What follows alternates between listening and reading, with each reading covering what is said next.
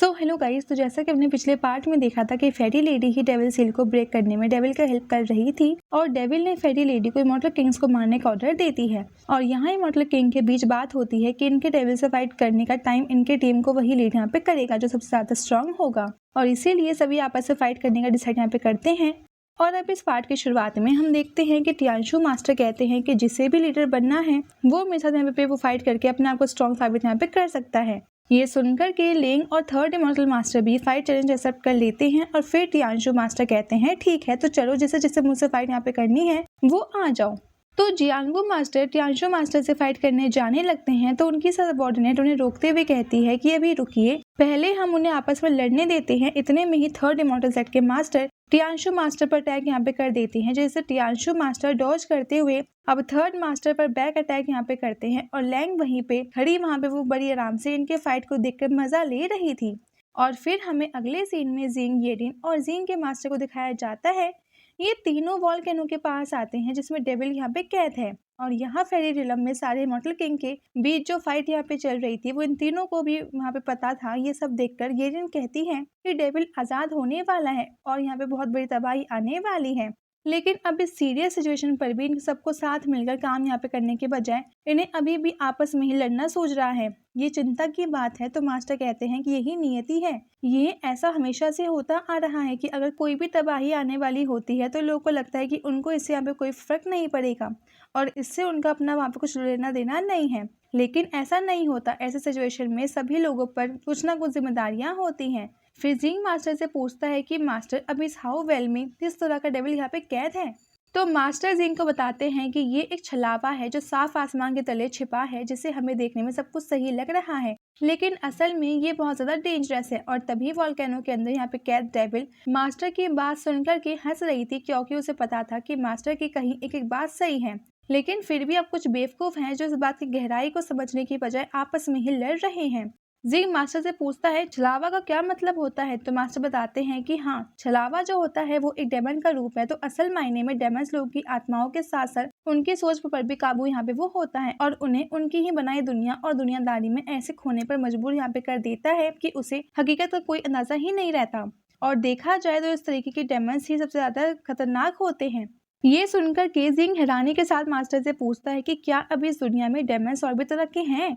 तो मास्टर बताते हैं कि हाँ, इस पूरी दुनिया में 3 तरह के डेमन्स होते हैं जो यहाँ पे वो छलावा और हकीकत के साथ खिलवाड़ यहाँ पे होता है। लेकिन सभी डेमन में एक बात कॉमन होती है और वो ये है कि वो सभी बड़ी तबाही का यहाँ पे कारण बनते हैं। और अगर हम अपने एंसेस्टर्स की बातें माने तो सिर्फ गॉड ही हैं जिन पर इन सब का कोई असर नहीं होता है और वो अल्टीमेटली इन सब पर काबू पा सकते हैं।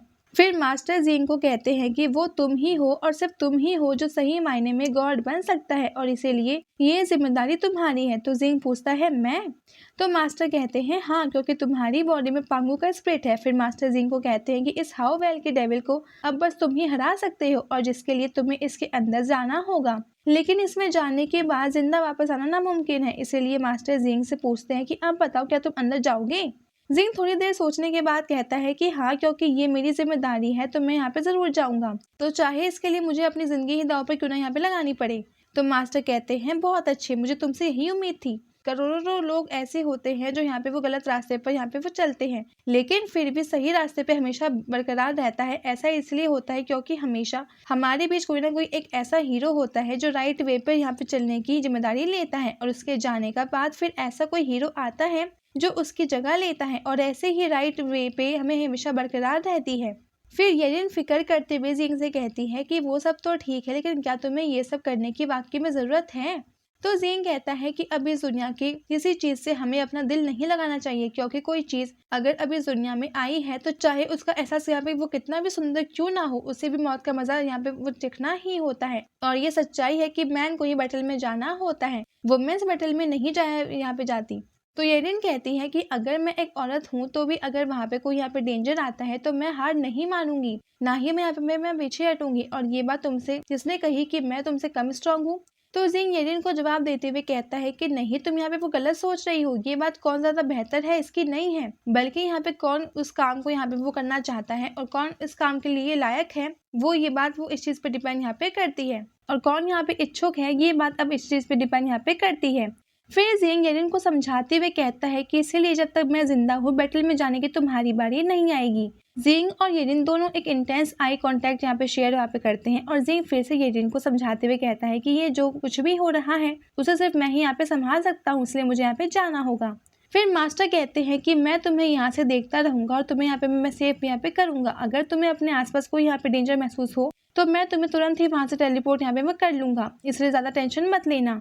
जिंग मास्टर की बात मानकर उन्हें थैंक यू कहता है और कहता है कि ठीक है, मेरे जाने का वक्त हो गया है, और वो जाने लगता है। तभी यहाँ पे येरिन कहती है कि अपना ख्याल रखना, और फिर जिंग वहां से चला जाता है। येरिन जीन को जाते देखते हुए कहती है कि तुम्हें सुरक्षित वापस आना ही होगा। फिर हमें जीन को दिखाया जाता है जो वोल्केनो के अंदर आ गया था, और इस वोल्केनो के अंदर अब कुछ डेमोनिक एनर्जी जो पहले से ही थी वो जिंग का पीछा यहाँ पे करने लगती है। और ये देख करके जिंग सोचता है कि ये हो क्या रहा है। जिंग एक जगह पहुंचता है जो एक पुरानी सी यहाँ पे खंडार की तरह दिखाई दे रही थी। जिंग वहां देखता है और वहां के पोर्टल और वहां पे कई डेमोनिक पारदर्शी लड़कियां थी जो जिंग को वहां पर देखकर उसका ध्यान भटकाने की कोशिश करने लगती हैं। वो लोग जिंग के आसपास चक्कर लगाने लगती हैं और हंसते हुए कहती है कि यंग मास्टर, आप तो बहुत हैंडसम हो और हम आपको बहुत ज्यादा लाइक करते हैं।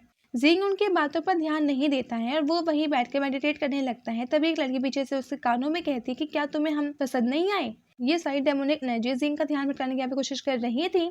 जैसा कि जिंग के मास्टर ने कहा था कि डेमन्स हमारे विचार के साथ यहाँ पे वो खेलते हैं और हमें सही रास्ते से भटकाते हैं, वैसे ही यहाँ पे डेमोनिक एनर्जी जिंग को यहाँ पे एक फेक छलावा में फंसा रही थी। लेकिन जिंग मास्टर के बात याद यहाँ पे वो करता है और इस छलावे को समझ जाता है और अपनी आंखें यहाँ पे ओपन वो करते हुए खुद को ये कहकर शांत यहाँ पे करता है कि ये सब जो कुछ भी है ये बस एक इल्यूजन है। तो अब मुझे ये सब वो भ्रम में डालने चाहती है, लेकिन मुझे पता है ये सब बस मुझे कंफ्यूज करने के लिए है। और इसी के साथ ये एपिसोड यहाँ पे एंड हो जाता है। Stay tuned for the next episode. Thanks for watching.